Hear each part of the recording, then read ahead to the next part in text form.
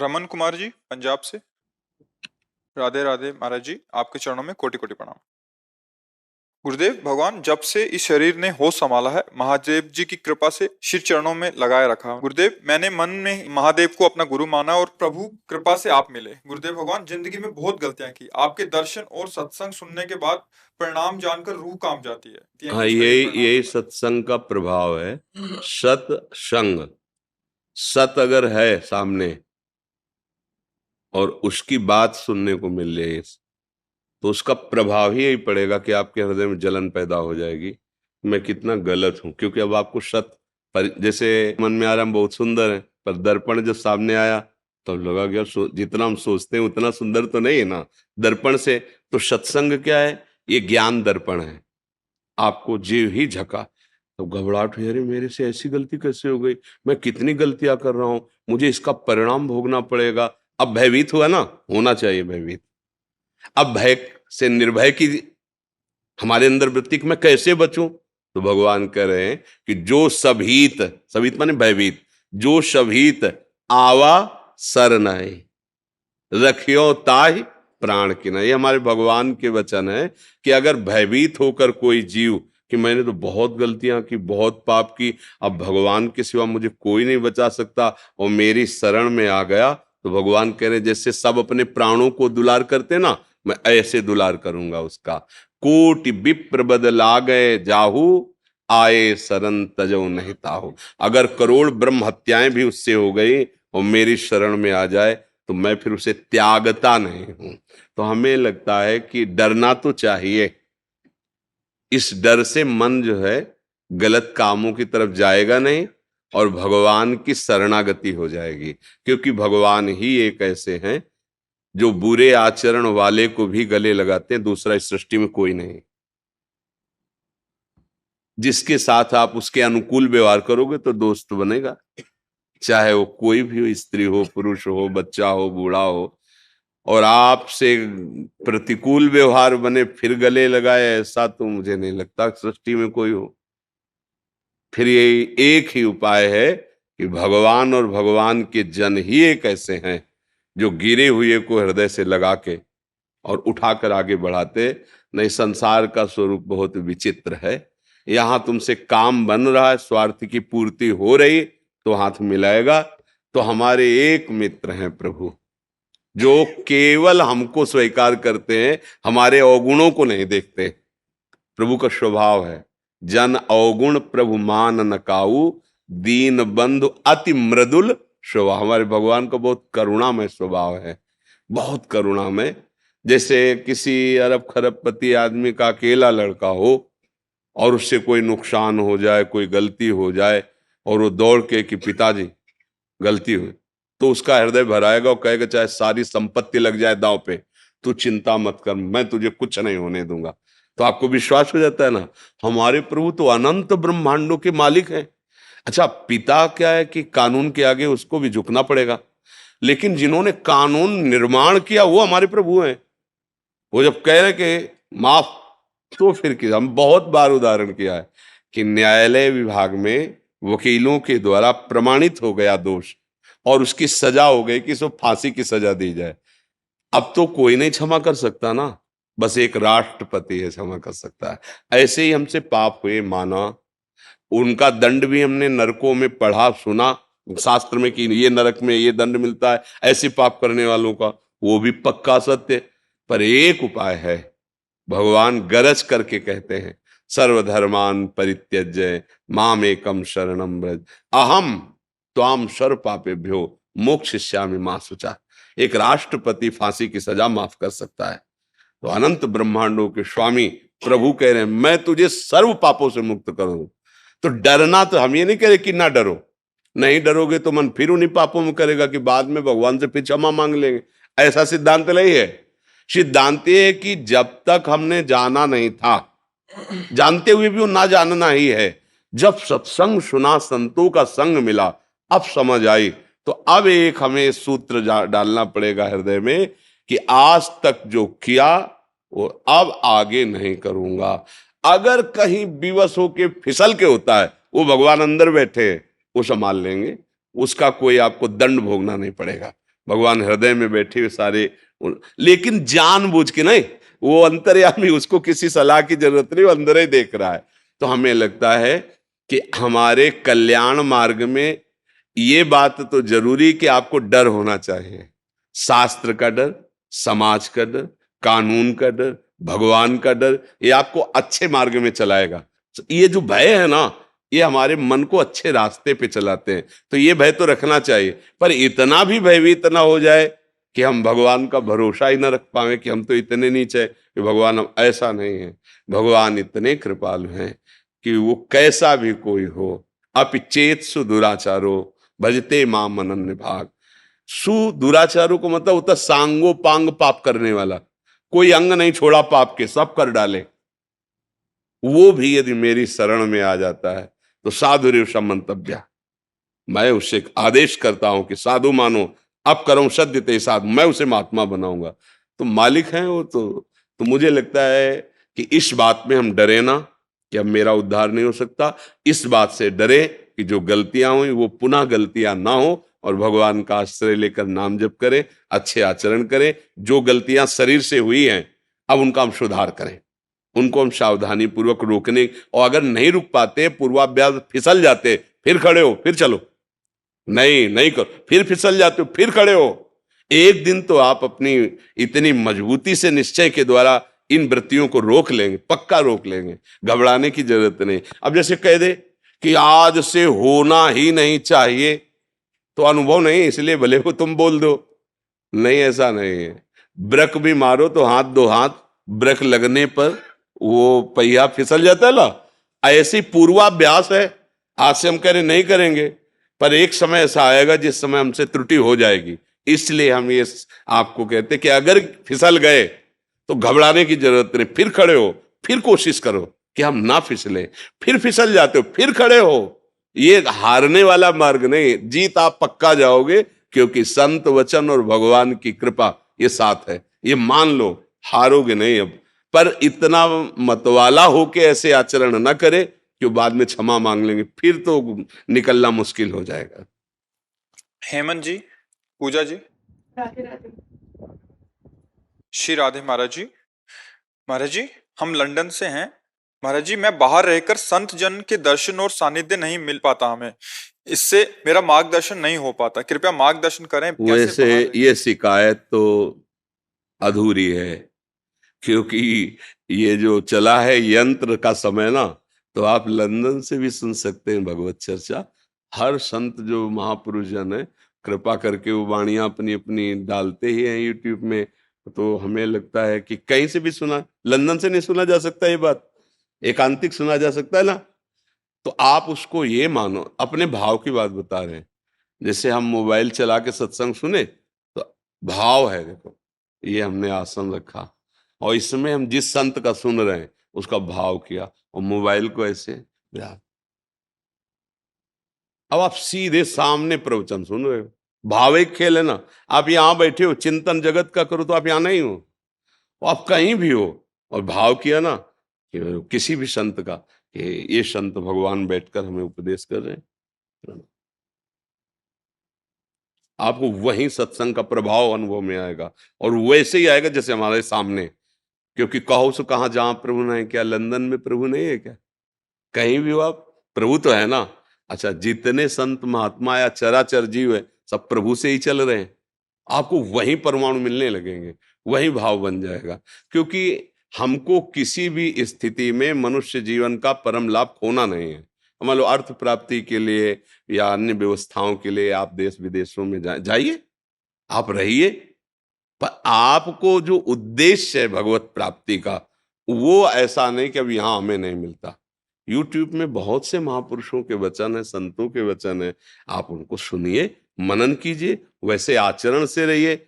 अगर आप भारत में रह रहे हैं, आचरण ठीक नहीं, तो आपको भगवत प्राप्ति थोड़ी हो जाएगी। हम कह रहे हैं आप हमारे पास रह रहे हो, आचरण ठीक नहीं, तो भगवत प्राप्ति नहीं होगी।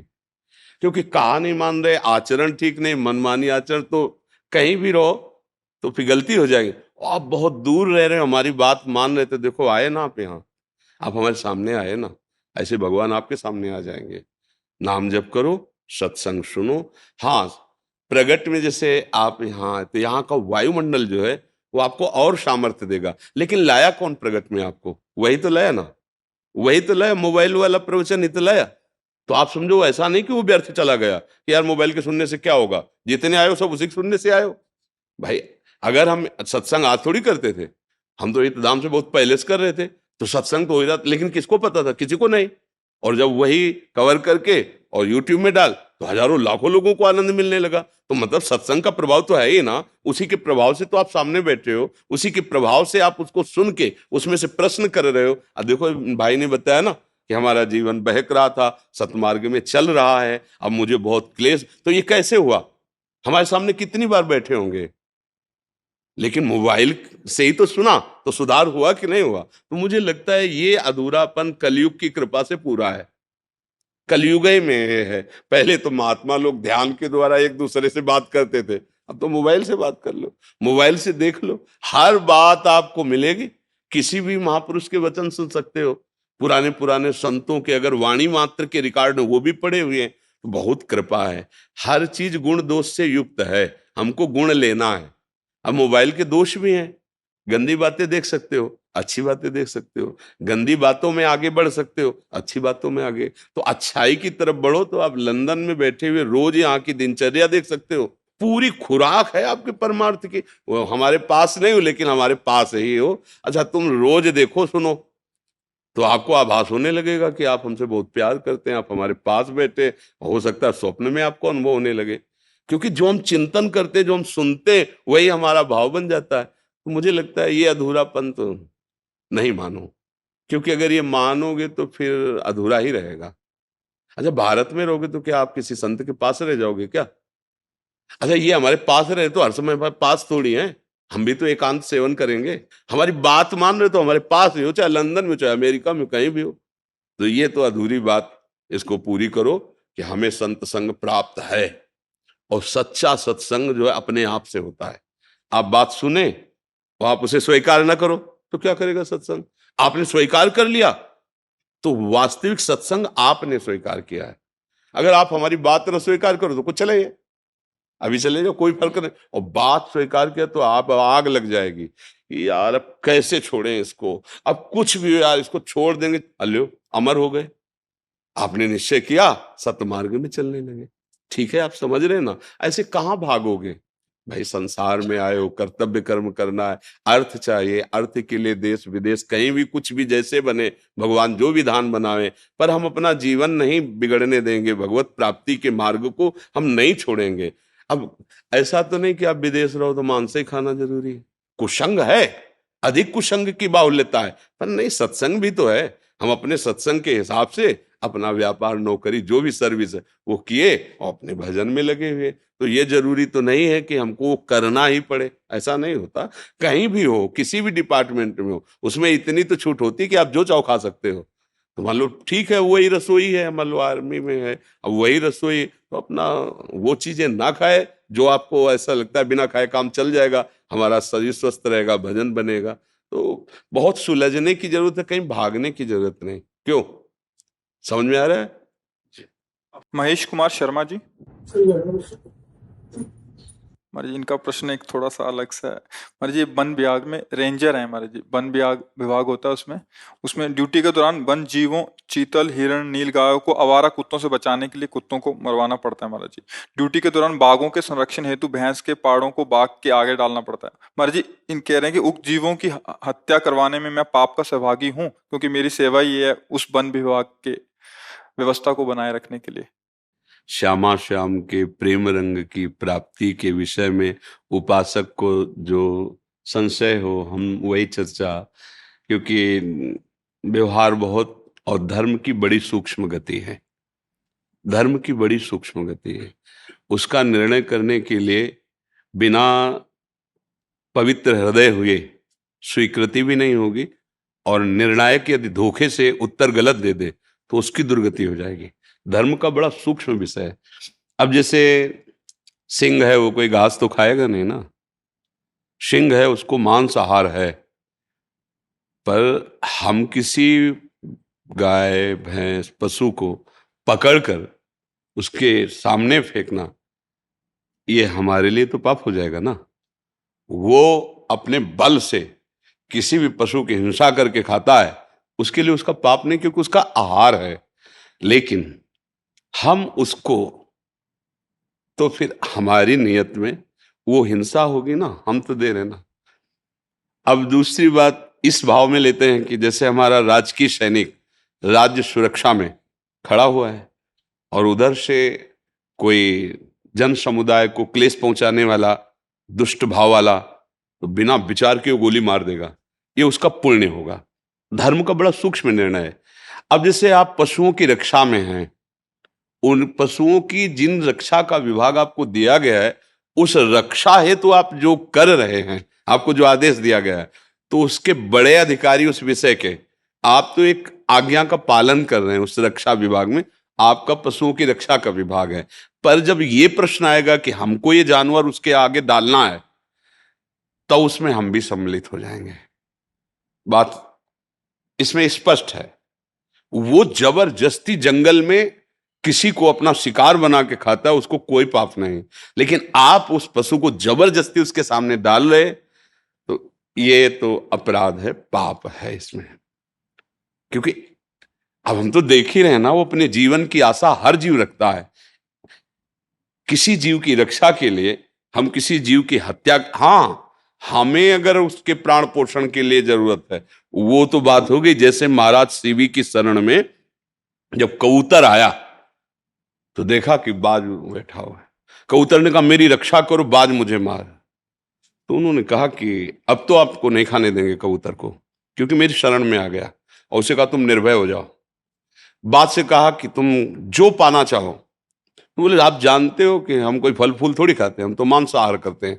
तो बोले हम कसाई वाड़े से मांस मंगा देते हैं आपको। बोले नहीं, सब जानते हो शास्त्रों में वर्णन कि मेरा आहार कबूतर पक्षी होते हैं, आप कैसे हमारे आहार को छीन सकते हैं। उनका अब हमारी शरण में आ गया, अब तो नहीं दे सकते आपको, आप दूसरा उपाय बताओ। अगर आप हमारा मांस खाना चाहें तो हम आपका दें, आप राजी हो जाओगे? इस कबूतर को तो नहीं देंगे। बोले हाँ राजी हो जाएंगे। तो उन्होंने अपने शरीर का मांस दिया और इतिहास में उनकी महिमा गाई जाती है। जब एक पलड़े पे कबूतर को बैठाला और मांस डालने लगे, तो कबूतर के रूप में साक्षात अग्निदेव थे और बाज के रूप में देवराज इंद्र थे। तो पलड़ा इतना कि अपने आप फिर बैठ गए और कहा मेरे को खा लो पर कबूतर को नहीं खाने में। देखो धर्म का विषय तो इतना है। अब हम जबरदस्ती किसी जीव को उस हिंसक पशु के आगे डाल रहे, मेरी राय में, मेरी समझ में जो अभी मुझे भगवान प्रेरित कर रहे हैं कि ये धर्म विरुद्ध आचरण। वो बलात् जबरदस्ती खाता है, ये उसका स्वभाव, उसका बल, वो जंगल का राजा है, उसका आहार। लेकिन हम बलात् घसीट कर उसको, तो ये विषय तो हम उत्तर देने में हिचकते हैं कि ये अपराध से सम्मिलित होगा उस जीव के लिए। अब आप और आपके अधिकारी वो क्या निर्णय वो आप जाने, लेकिन जहां प्रश्न कर रहे हैं उसका। अच्छा, पागल कुत्ता है, आवारा कुत्ता है। अब आपको पक्का पता है कि वो पागल है, आपने डॉक्टरी जांच कराई, पागल है।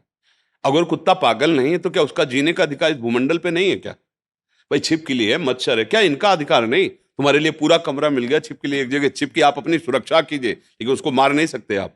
उसको भी तो सृष्टि में जीने का अधिकार है। तो वो पागल नहीं है, आवारा शब्द आप उसको दे दें, तो आवारा का मतलब है कि वो जीना चाहता, वो पागल नहीं है। कोई उसे घर में नहीं पाले पर वो जीना चाहता है, तो अब उसको मारना पाप तो लगेगा ही। अब कोई व्यक्ति आपकी समझ में नहीं आ रहा, आप गोली मार देते तो आप आपको अपराध लगे। पहले समझिए वो कौन है। अगर ऐसे कि वो हमारे समझ में नहीं आया, मतलब लग रहा था कि हो सकता है, हो सकता में उसको दंड देने के लिए पहले जांच कीजिए। जैसे हो सकता है कि ये चोर है, मार दिया महात्माओं को, आपने पीछे सुना होगा। ये कानून है क्या? आप उसको बंदी बना लीजिए, आप उसकी जांच कीजिए, जब अपराधी निकले तो दंड दीजिए कानून के अनुसार। तो चाहे कोई भी जीव, हर जीव जीना चाहता है, और उस जीव को एक जीव की रक्षा के लिए यदि ऐसा, हम तो हमें लगता है कि ठीक नहीं है। क्योंकि 100 अगर पालतू कुत्ते होते तो 200 आवारा भी होते हैं। अब हमसे जो पूछ रहे हो ना, आप जहां पूछ रहे हो अध्यात्म का विषय है यहाँ, तो इसलिए हम तो यही कहेंगे ऐसा शास्त्र में हमने पाया है। तो इसलिए अभी ये बहुत सूक्ष्म विषय है, क्योंकि जीव हत्या, इस पर तो बहुत, अगर हम गलत निर्णय कर दे तो हम दंड के भागी होंगे। इसलिए ऐसा नाम जप करते रहना, कैसी भी परिस्थिति हो, राधा राधा राधा राधा। अब भगवान जहां जैसे रख रहे, सावधानी रखो कि जैसा विकास साहू जी ओडिशा से। राधे राधे महाराज जी, आपके चरणों में कोटि कोटि प्रणाम। महाराज जी, मैंने आपके एक कथा में सुना था कि जब अपने परिवार और संबंधों से जब दुख और अपमान मिलता है तब उसे श्री जी की कृपा माना जाता है। इसी कृपा को अनुभव करते हुए पिछले 8 महीनों से राधा नाम जप और आपके बताए हुए मार्ग पर चल रहा हूँ। इसलिए मुझे भौतिक सुखों से विरक्ति सी आ रही है, लेकिन मन के अहंकार को त्यागना मुश्किल सा हो रहा है। देखो, इसको थोड़ा थोड़ा समझ लो। ये तो सत्य विषय कि यदि ईमानदारी से आप भजन करोगे तो असलियत में फिर आपका मन बताने लगेगा कि सब ड्रामा है, कहीं सुख नहीं असलियत में। इसलिए हम कई बार सत्संग में कहा है कि आपको जो भोग बहुत प्रिय हो तो आप नाम जप करते हुए उसको स्वीकार करना, फिर डायरी में उसी समय लिखना उसके बाद कि आपको क्या सुख मिला। क्योंकि थोड़ी देर बाद फिर माया भुलवाएगी, उसी का चिंतन करवाएगी, फिर तुम्हें आकर्षण करेगी। अगर वो दिमाग में बैठ जाए उस समय पूरे फाइनल, खाया पिया पूरा फाइनल, अब क्या है, क्या सुख मिला, थोड़ी देर बाद फिर लालसा। अगर मिला होता तो शांति तो मिल जाती, नहीं बोले शांति मिली कितने मिनट के लिए, फिर नवीन भोग की आकांक्षा, फिर नवीन तन की आवश्यकता, नवीन पदार्थ के। ये प्रपंच, ये माया कभी नहीं। तो जब हम सत्य भजन करते हैं, वास्तविक ईमानदारी से सत्यता से चलते हैं, तो ये तो मृत्यु लोक के भोग हैं। ब्रह्मादिक के भोग सब विषम लागता है, पर चतुरता ये है कि दिखावा नहीं होना चाहिए। क्या, उसी भोगों के बीच में रहो, उसी परिवार में रहो। मन बैरागी हो रहा ना, नाम जप करो और किसी को जानने मत दो और अपने कर्तव्य का पालन करो, निकल जाओगे। अभी बैराग उठा, मान लो आप भाग पड़े, अब शरीर की आवश्यकताएं जागृत होंगी माया के द्वारा प्रेरित होकर, क्योंकि अब निकलना चाहते हो ना। तो आपके सामने भूख प्यास काम क्रोध लोभ मोह मद मत्सर एक साथ टूटेंगे आपके ऊपर। अब आप व्यवस्था के चक्कर में पड़ोगे तो जो तुम्हें भजन के बल से वैराग्य मिला था ना, उसकी धज्जियां उड़ जाएंगी। यार कहीं तो खाने को मिले, कहीं तो रहने को मिले, और अगर खाने पीने को भंडारा और चक्र हो ना, अब और चाहिए, क्योंकि पूर्वाभ्यास इंद्रियों का है। अब क्या करोगे, अगर इधर उधर गंदा देखोगे तो नीचे गिर जाओगे। इसलिए बहुत समझ के, वैराग्य बहुत अच्छी बात है, पर अंदर का, बाहर का नहीं। वो इसी घर में रहो। मान लो आपने पाणी ग्रहण किया, पत्नी आपको तो वैराग्य चढ़ा है, उसका संसार का भाव, भगवान नाम लेते हुए उसकी भाव, क्योंकि अधिकार है, पाणी ग्रहण किया है, उसकी भावना की पूर्ति। अब ये नहीं कि भाई हमने सुन लिया कि ब्रह्मचर्य सर्वोपरि साधन, अब हम नहीं, ऐसा नहीं। अगर वो व्यभिचार धर्म में उतरती हो, आपने पाणी ग्रहण लिया तो आप पाप के अधिकारी बनेंगे। आपको संयम से रहते हुए उसको समझा बुझा के जितना लंबा समय खींच सके, क्योंकि आपने पाणी ग्रहण लिया। अगर बुद्धिमानी से नहीं चलोगे ना, तो ये माया है, 4 दिन का वैराग्य है, फिर पिछला को वहीं खड़ा कर देगी। पक्की बात समझो, धर्म से चलो और अंदर से वैराग्यवान रहो। इससे बढ़िया बात क्या है, अंदर से हमें संसार अच्छा नहीं लगता और भजन चल रहा है। क्योंकि अब गृहस्थी में हो, अगर तुम मान लो नई अवस्था होती, संसार का स्वाद नहीं लिए और ऐसा कि अब हमें वैराग चल रहा है, तो कहते निकल के देखो भला, देखो महीना 2 महीना बिल्कुल परिवार के संबंध से शून्य होकर अलग जगह रहो, फिर देखो तुम्हारी मना स्थिति क्या है। खान पान की कोई व्यवस्था नहीं, रहने की कोई व्यवस्था नहीं। देखो अब बोले हाँ 4 महीने हो गए कोई व्यवस्था, हाँ तो और आगे बढ़ो, आओ अब इस तरह से चलो, फिर वो क्रमशः चला जाता है। तो वैराग्य का मतलब हम गुरुजनों के शासन में रहते हुए आगे बढ़ो। अब आप गृहस्थी में रहो, आज वैराग्य चढ़ रहा है, कल पूर्वाभ्यास जो विषयों का है वो तुम्हें गिरा देगा, फिर नाटक होगा भजन में। अभी भजन हो रहा है, अभी तुम्हें संसार कड़ुआ लग रहा है, बढ़ो बढ़ो वहीं बढ़ो जहां हो, जहां से प्राप्त हो रहा है। और वो स्थिति आ जाएगी ना, तो घर में रहो चाहे वन में रहो, बात एक ही हो जाए। और अगर ऐसे भगे तो धोखा हो जाएगा। हमारी प्रार्थना मान लेना, ये बड़ी लंबी रास्ता है, ये बड़ा लंबा मार्ग है, और इसमें बड़े बड़े लुटेरे खड़े हैं। काम क्रोध लोभ मोह मद मत्सर ये क्षण में गिरा देते हैं। संतों की आज्ञा के अनुसार चले, बिल्कुल भागना नहीं, कर्म अपना कर्तव्य मत छोड़ना, जिसके साथ जैसा व्यवहार वैसे, और अंदर की बात गुप्त रखो, वो आपसे भजन कराएगी। संसार के विषयों में फंसने नहीं देगी, भोगते हुए भी फंसने। ये कितनी बढ़िया स्थिति आ रही है, और उनको त्याग के बाहर निकले और उनका चिंतन बनने लगा। अब तो सब गड़बड़ हो गया। जिस चिंतन से हमारा उत्थान हुआ था वही चिंतन ही छूट गया, तो बाहर से तुम उघार घूमो बिना वस्त्र पहने तो क्या होगा, कोई लाभ नहीं है। अंदर से भगवान से प्यार बढ़ रहा है, संसार के भोग अच्छे नहीं लग रहे, ये स्थिति चाहिए। वो मिल रही तो चुप शांत, किसी से कहना नहीं, कोई ये जान न पावे कि आपको विषय अच्छे नहीं लगते। चतुराई इसी में है। अपने अंतर की बात केवल अंतर्यामी भगवान जान रहे, दूसरे की यार हमको ये बातें अच्छी नहीं लगती, अरे अब हमको तो कुछ अच्छा नहीं लगता, फिर फंस जाओगे, फिर द्वंद्व पैदा होंगे, फिर परास्त हो जाओगे। अपनी बात छुपा के रही मन की मन व्यथा रखिए मन में गोय, छुपा, गोय माने छुपाए। अंतर दाव लगी रहे धुआं प्रगटे कोय, कह जाने दिल आपनो या जासिर बीती होए। ये भगवत मार्ग, कोई को जान न पावे अंदर तुम्हारे क्या चल रहा, बाहर से वैसे व्यवहार, सबसे प्यार का व्यवहार, संसारी बनकर के बाहर से और अंदर से भागवतिक, बढ़िया स्थिति आ जाए। बाहर से भागवतिक बन गए, अंदर से संसारी बन गए, कुछ नहीं मिला, कुछ नहीं मिला और धोखा हो गया। हमें तो लगता है पहले से भी नीचे गिर गया। अगर ये भेष रख करके और चिंतन संसार और भोगों का, मर गया, किसी काम का नहीं रहा। ऐसे न वैसे रहे मजरे ढो, पाछलियो जो करी निर्भाषित, न प्रवृत्ति मार्ग के हुए न निवृत्ति मार्ग के। तो अच्छे से चलो, यही हमारी प्रार्थना है आपसे।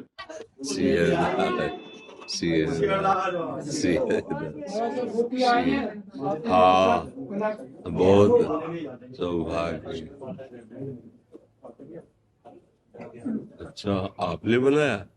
बहुत सुंदर। बाबा कल आए हटे ब्रजवासी, उनके घर से जी अमनिया प्रसाद आया हुआ श्री जी के घर से। अच्छा, हाँ, घर से सब अपने अपने। तो सुनो, ये किसी से ये जो है बाबा सब श्री जी इनका लेना है, इनका लेना है। ये है ना राधा रमन जी का बच्चा है। अच्छा अच्छा, भोग लगा हुआ है। हाँ, ये तो अच्छा, आ जाओ, बैठ जाओ। हाँ, गोविंद देव अमनिया प्रसाद है बाबा के। हाँ, श्री जी को। आज तो सब संत पाएंगे फिर। हाँ, इतना ब्रजवासी के घर को अमनिया श्री जी को। हाँ बाबा, आज श्री जी को से जाएंगे, आज ब्रजवासी के घर को प्रसाद है। क्या सेवा करे आप सबकी। बाबा आशीर्वाद दो सबन पे, जिंदगी सफल रहे, मस्त रहे, ब्रजवासी की और का चाहिए। आपकी कृपा बनी है। आप सब ब्रजवासियों की कृपा से ही लाडली लाल कृपालु है।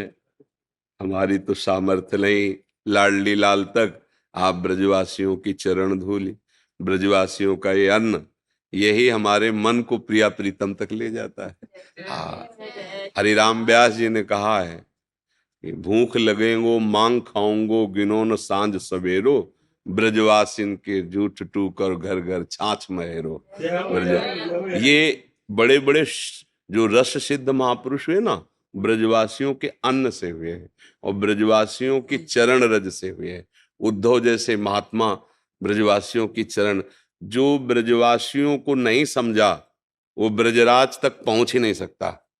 ये लाइसेंस समझो, ब्रजवासी जिसको कह दे मेरो बाबा, अरे अपनो बाबा है, तो जान लो कि प्रिया प्रीतम उसको स्वीकार कर लिए। ब्रजवासी भगवान के नित्य पार्षद है। बड़े बड़े सिद्ध जितने भी यहाँ हुए हैं आज तक, सब उनकी चरण धूलि और उनके अन्न। पंडित रामकृष्ण बाबा ऐसे कोई सीधे आके कोई फल फूल दे तो नहीं लेते थे। हाँ, अगर देना है तो ब्रजवासियों को घर दे आओ, जब हम मधुकरी मांगने जाएं वो देंगे, वो हम ले लेंगे। सीधे किसी से, बड़े बड़े सिद्ध ब्रजवासियों के अन्न के प्रभाव से प्रिया प्रीतम के प्रेम को प्राप्त हुए, जो अत्यंत दुर्लभ बात है। तो आप सब भगवत स्वरूप है, बस ये जरूर है कि जिनके हो उनका चिंतन बनना चाहिए। कल भी हमने यही प्रार्थना की थी, हाँ, कि देखो हम जहां हैं, हमारे प्रिया प्रीतम, हमारे लाल जो, हमारी प्यारी जो, ये ठसक बनी रहे, ऐसी कोई हमसे गलती ना बने जिससे हम प्रिया प्रीतम के हैं ये कहलाने में संकोच करें। कल भी यही प्रार्थना की थी सब। और जैसे माताएं बहनें पति को, जिनका पाणिग्रहण संस्कार हो गया, जैसे भगवत स्वरूप समझें, पत्नी को अपने प्राणों से भी अधिक प्यार करते हुए, उसकी गलतियों को क्षमा करते हुए, उनकी कामनाओं की पूर्ति, उनका दुलार, दोनों मिलकर परस्पर, ये प्रेम का मार्ग है। गृहस्थी भी अगर दो एक पहिया इधर जाए एक पहिया इधर जाए तो गाड़ी भला सही चलेगी क्या? तो दोनों को चाहिए कि एक दूसरे का भाव रखते हुए, प्यार बनाते हुए प्रभु की प्राप्ति करें, प्रभु तक चले। अब आप जैसे पुण्यात्मा कौन होंगे? बड़े बड़े भजनानंदी आपके दरवाजे पर एक टुकड़ा, तो यही आपको भगवत प्राप्ति करा देगा। जैसे अब अपने लोग जो भी पाया ना, और जो भजन हुआ तो वो सब जाएगा तो तो इसलिए आशीर्वाद तो बरस रहा है आपके ऊपर। बस ये है कि कोई ऐसी बात ना हो जो बिहारी बिहारिन जो को अपना कहने में हमें संकोच हो, बस इसकी ध्यान, इसका सावधान। क्योंकि अब देखो जैसे कली का प्रभाव बढ़ रहा है ना, कि हमसे वो कोई गलतियां ना हो जो हम बिहारी बिहारिन जी को अपना कहने में। नहीं तो आप लोग जन्म सिद्ध हैं, इस रज में प्रकट हुए, जिस रज को शिव शनकादि के याचत, हरिराम व्यास जी कह रहे किशोरी मोहि अपनी कर लीजय और दिए कछु भावत नहीं, वृंदावन रज दीजय। कैसी रज? किशोरी तेरे चरणन की रज पाऊं, बैठ रहा कुंजन के कोने श्याम राधिका गाऊं। जो रज शिव शनकादि के याचत, सो रज शीस चढ़ाऊं। ये आप लोग जन्म सिद्ध हैं, वास्तविक हम संत कहलाते हैं, आप संत हैं क्योंकि इसी रज में प्रकट हुए हैं। बस ये है कि ऐसे कोई आचरण न बने, बस इस पर अगर सुधार है तो आपको भगवत प्राप्ति के लिए कोई अनुष्ठान करने की जरूरत नहीं। रजरानी में प्रकट हुए और रजरानी के प्रभाव से राधा रानी की प्राप्ति हो जाएगी। ये समर्थ है रजरानी, ब्रजरज और वृंदावन की रज, ये समर्थ है भगवत प्राप्ति कराने में। और नाम जप कीजिए जितना बन सके। और हमें तो ऐसा कोई घर नहीं लगता ब्रजवासियों के जिनमें ठाकुर जी विराजमान ना हो। घर घर ठाकुर जी विराजमान है, घर घर ठाकुर सेवा हो रही। और कोई ऐसा ब्रजवासी हमें तो नहीं नजर आता जो ठसक से ठाकुर जी को अपना ना मानता हो। जो बड़ी बड़ी साधनाओं के करने पर भी ठसक नहीं आती, उनके रोम रोम में भरी हुई। मेरा तो यार है, अपने घर की बात लगती है ना, इसी बात से ठाकुर जी बिके हुए हैं ब्रजवासियों के हाथ में, क्योंकि उनको अपनापन है, प्यार है। इसलिए आपके सबके चरणों में प्रणाम है। शैलेंद्र कुमार जी, राधे राधे। महाराज जी आपके चरणों में कोटिशः चरण वंदन। महाराज जी, मैं विगत साल भर से आपका अमृतमय वचन सुन रहा हूँ और तात्कालिक समस्याओं का समाधान भी प्राप्त कर लेता हूँ। मेरा प्रश्न है कि मैं एक दिव्यांग और अधम व्यक्ति हूँ। मुझे तो एहसास है कि पिछले जन्मों का गलत कर्मों की वजह से ये गति प्राप्त हुई है। महाराज जी, समाज में हम जैसे लोगों को कुछ अलग तरह देखा भी जाता है, परंतु क्या श्री जी हम जैसे अपंग? देखो ये बात तो पहले यही समझो कि समाज में कोई तुम्हें क्या किसी को आदर से नहीं देखता। काम बनना है तो हाथ जोड़ करके प्रणाम करता है, काम नहीं बनना है तो सब अंगूठे में एक दूसरे को रखते हैं। ये तो हे भाव छोड़ी दो। और जो अच्छी दृष्टि से देखता है वो सबको देखता है, वो पशु पक्षी को भी भाव से ही देखता है। तो दृष्टि तो है ही नहीं समाज में ना। भगवत दृष्टि जब तक नहीं आएगी तब तक वो, अब राक्षसी दृष्टि है।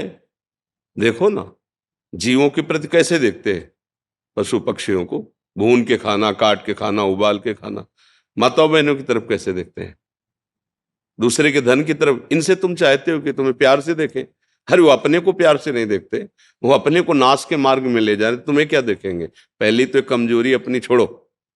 हमारे अंगहीन है तो क्या हुआ, हमारे प्रभु हैं, हम प्रभु के अंश हैं। हमें ये गाड़ी मिली है पूर्व कर्मानुसार, ठीक है भाई, थोड़ा अंग इधर उधर, लेकिन दिमाग काम कर रहा है, अभी जबान काम कर रही है। राधा राधा राधा राधा, प्रभु का नाम ले रहे हैं हम। ऐसा नहीं, हमारे प्रभु में बड़ी सामर्थ्य है, ये विचार ही नहीं करना चाहिए। अष्टावक्र जी महामुनि हैं, 8 जगह से टेढ़े थे। अष्टावक 8 जगह से टेढ़े, और जनक जी की सभा में उनका गुरु पद पर अभिषेक हुआ। जनक जी के गुरु अष्टावक्र जी। ये थोड़ी कि शरीर सर्वांग है, सुंदर है तो तुम जगत बंधनी हो गए। जेल में पड़े बड़े सुंदर और शरीर स्वस्थ वाले, नहीं पड़े तो नालियों में पड़े, शराब पिए इधर उधर, कोई खास बात नहीं। ये हम आपके उत्साह वर्धन के लिए कह रहे हैं और सत्य विषय कह रहे हैं। ये तो कभी कमजोर समझना ही नहीं चाहिए कि हमारा अंग खराब है या हमारे धन नहीं है या हमारा रूप ठीक नहीं है तो हम समाज का सम्मान प्राप्त करने थोड़ी निकले हैं। मानव देह का उद्देश्य अपने कर्तव्य को कर्म करते हुए भगवान समर्पित करके भगवान की प्राप्ति करना। और जा पर कृपा राम की होई, ता पर कृपा करे सब कोई। फिर ये बात सब ऐसे निरुत्साहित हो जाना, अपने को ये समझ लेना कि मैं बड़ा भाग्य हूं, नहीं। हम भाग्य का निर्माण करने के लिए मानव देह प्राप्त किया है। ठीक है, हमारे हाथ पैर नहीं काम करते हैं, लेकिन हमारी जबान अभी काम कर रही भगवान की कृपा से। तो राम राम, कृष्ण कृष्ण, हरि हरि, राधा राधा, आप जगत पावन बन जाएंगे, जगत को मंगल करने वाले। ये भगवान के अंश में कोई फर्क है क्या? जो हम में वही आप में है। शरीरों का, अब हमारी किडनी खराब है तो हमको ये देखना है क्या? गाड़ी है, जिस काम के लिए मिली वहां तक हमें पहुंचाना है, और इसके लिए हमें कोई धन की जरूरत नहीं, कोई विशेष प्रयास की जरूरत नहीं। हमें राधा राधा राधा राधा। अब तो और दैन्य भाव से भजन होगा कि प्रभु मैं तो किसी काम का नहीं, मुझे स्वीकार कर लो ना। पर ये शब्द जो है, जो आप कह रहे हो कि समाज हमें सम्मान, समाज, भैया समाज को समझो। जो समाज के सम्मान में फंस जाता है वो गिर जाता है, वो पतित हो जाता है। और समाज कभी किसी की नहीं हुई। हमको ऐसे को पकड़ना है जो सिर्फ हमको देखे, वो मेरा प्रभु है। प्रभु को जो प्यार करते हैं उनको ऐसा थोड़ी लगता है कि प्रभु सबके हैं, सबको प्यार करते हैं। प्यार एक उसको लगता है हर समय मेरे साथ रहते हैं, मुझे दुलार करते हैं। भगवान सब रूपों में है, आप जैसे भाव से कहेंगे आपको, पर जब अनुभव में आते हैं तो अपने अनुभव आते हैं, अपनी प्रियाजू, अपने लालजू, वही हैं जो आपको प्यार, और उन्हीं के प्यार से सब प्यार बन जाएंगे। सब प्यार करें, उनसे विमुख हो तो किस काम का यार। और सब हमें गाली दे, भगवान हमें प्यार करे। तो आज हम जो गीत गाते हैं तो उन्हीं महापुरुषों के गाते हैं जिन्होंने भगवान को प्यार किया, भगवान ने जिनको प्यार किया है। संसार ने क्या किया नरसिंह मेहता के साथ, मीरा जी के साथ, बड़े बड़े भक्तों के चरित्रों के साथ। जहां फूल चढ़ाए जाते हैं वहां उड़िया बाबा के माथे पे गड़ासा चलाए। संसार जहां सूली पे टांग दिया है, नहीं टांग, क्या क्या आप चरित्र दे। तो इस समाज से तुम चाहो सम्मान, ये भैया किसी को सम्मान नहीं, अपने स्वार्थ का सम्मान है। सच्चाई से समझ लोगे ना, तब तुम्हें सम्मान मिलने लगेगा। जब ऊंचाई पर पहुंचोगे अध्यात्म की, तो आपकी बात और आपका सानिध्य ऐसे करवा ही देगा, ये करवा। अब हम भजन में न लगे और सोचे कि शरीर स्वस्थ हो तो सम्मान, कितने दिन रहेगा भाई? विचार करके देखो, ना शरीर रहेगा, ना सम्मान रहेगा, ना सम्मान देने वाले रहेंगे। तो हमको नहीं फंसना चाहिए, हमको ऐसी जगह प्यार करना चाहिए जो हमें सदैव अपने पास रखे, और जिसके पास कोई कमी ना हो, और जो सर्वशक्तिमान हो, और जिसके हम हैं वो हमारे केवल प्रभु हैं, भगवान हैं। अगर समझ में आ जाए तो आ जाए, ना आ जाए तो राधा राधा। समझ में आ जाए तो फिर आप बोलो किस बात की कमी। मूकम करोति वाचालम पंगुम लंघयते गिरिम यत् कृपातम हम वंदे परमानंद माधवम। जो चेतन का जड़ करे, जड़े करे चेतन अस समर्थ। आप भजन करके देखो, भजन का प्रताप उदय हो। ये हाथ पैर क्या चीज है, दिव्य सिद्धियां उसकी सेवा में आ जाती है। गोद में उठा के जहां से तापों पत्थर में प्रवेश कर जाए। पर अगर इन सिद्धियों की तरफ चले तो फिर भगवान नहीं मिलते। इसलिए जो भगवत प्रेमी महात्मा उनका प्रयोग नहीं करते।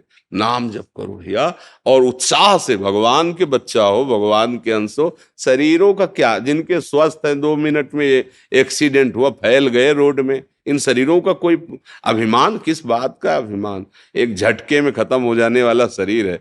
तो जैसा मिला है, ये जरूर है कि हमारे कर्म के अनुसार मिला है। अब हमको हारना नहीं है अपने जीवन में। मतलब एक हमारा शुरू से जिद्दी स्वभाव रहा है, कोई पूर्व जन्म का ऐसा प्रताप रहा है कि हारना नहीं सीखा। मर जाना अच्छा है, हारना अच्छा नहीं, ये हमारे स्वभाव में बैठा रहा। तो जहां हमें मन हराने की कोशिश करता, जहां हमें पिछाड़ने की कोशिश कर, बस जिद्दी स्वभाव, नहीं, हम भय से नहीं हारेंगे, हम भूख से नहीं भागेंगे, हम अपमान से नहीं भागेंगे। हमें भगवत तत्व प्राप्त करना है, चाहे जितना कष्ट सहना पड़े। बस उसका ये है कि किसी भी तरह का कोई भी कष्ट हमें स्पर्श नहीं कर रहा है। सब शरीर में अब भी वर्तमान में है, दुनिया के सब कष्ट हैं, लेकिन भगवत कृपा से हमें कोई कष्ट नहीं, एकदम निश्चिंत, एकदम बेपरवाह, आनंद में। वही हम सब बात बता रहे हैं। यहां कोई औषधि नहीं पहुंचा सकती जहां हम बात कर रहे हैं, यहां कोई डॉक्टर नहीं पहुंचा सकता, कोई सलाहकार नहीं पहुंचा, नाम पहुंचाता है। भैया एक ऐसी औषधि है, भगवान नाम, भगवान का आश्रय। विपत्ति आएंगी, कर्म के अनुसार लीलाएं होंगी, पर आप डरोगे नहीं, आप प्रसन्न रहोगे। आपको हर समय दिखाई देगा कि भगवान हमें दुलार कर रहे हैं। प्रहलाद जी से असुर बालकों ने पूछा कि आपके साथ इतना, मतलब हिरण्यकश्यप का दिमाग काम नहीं कर रहा था कि मरेगा कैसे ये, हर उपाय करके हार गए।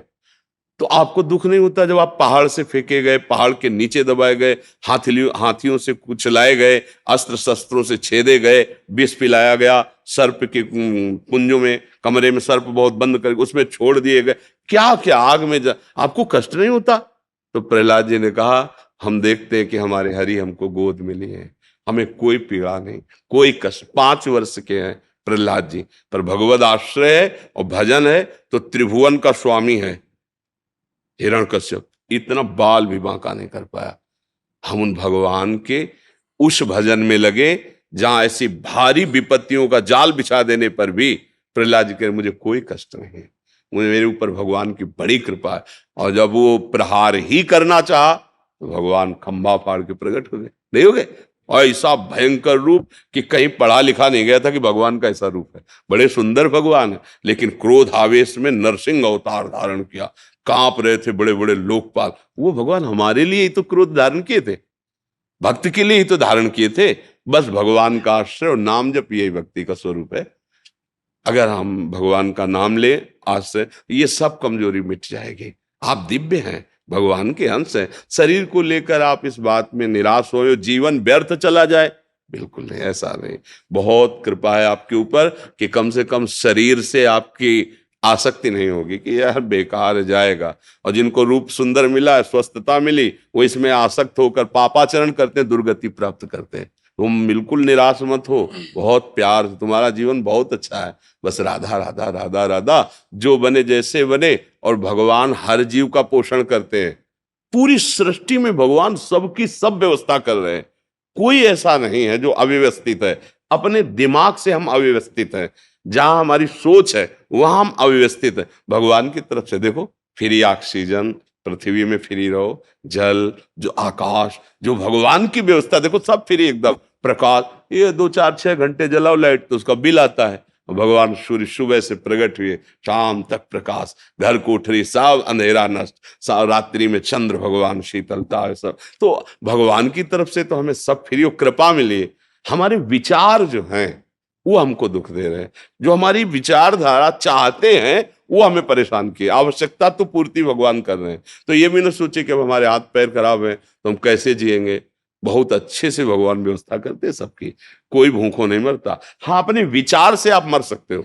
अगर आपके आचरण ठीक नहीं, आप गंदे विचारधारा वाले हो, अगर आप भगवान के आश्रित हो जाओ भगवान के, तो ये हमारा विश्वास है कि कहीं से भी हो आपको भोजन मिल जाएगा। केवल भगवान के आश्रित हो, वो व्यवस्था कर देंगे। अगर किसी और का आश्रय लिए हो तो भूखे रह सकते हो। जो हमारे अमुक रिश्तेदार हैं, अमुक मित्र हैं, अमुक, वो लाएंगे तो भूखे रह सकते हो। और जो केवल भरोसा है उस तो राम का भरोसा भूखा मरता नहीं। भगवान का जिसे भरोसा, भैया हमें तो ऐसा लगता है सर्वलोक महेश्वर, अखिल ब्रह्मांडों के स्वामी भगवान का नाम ले ले और आश्रय ले ले, यही मनुष्य जीवन की सफलता है। और इसके लिए कोई विशेष आवश्यकता नहीं कि हम स्वस्थ ही हो, हमारे पास धन ही हो, हम बहुत विद्वान हो। सीधी बात, हम जैसे हे प्रभु आपके हैं, राधा राधा राधा, पक्का उसका कल्याण हो जाएगा। जब अपने पुत्र के बहाने से पुत्र को पुकारा था मरते समय नारायण, तो भगवान के पार्षद आ गए, भागवत में प्रसंग है। और वो परम धाम को प्राप्त हुआ, वैश्यागामी नीच आचरण करने वाला अजामिल। तो यार आप तो जानबूझ के नाम ले रहे हो रामकृष्ण हरि राधा, फिर आपका कल्याण क्यों नहीं होगा? वो तो अपने पुत्र को बुला रहा था मरते समय, तब उसका कल्याण हो गया। तो तुम तो जान के ले रहे हो ना, राम राम कृष्ण कृष्ण हरि हरि राधा राधा, फिर तुम्हें विश्वास क्यों नहीं कि तुम्हारा कल्याण हो जाएगा, तुम्हारा मंगल हो जाएगा? इसलिए आश्रित रहो, ठीक है ना जी।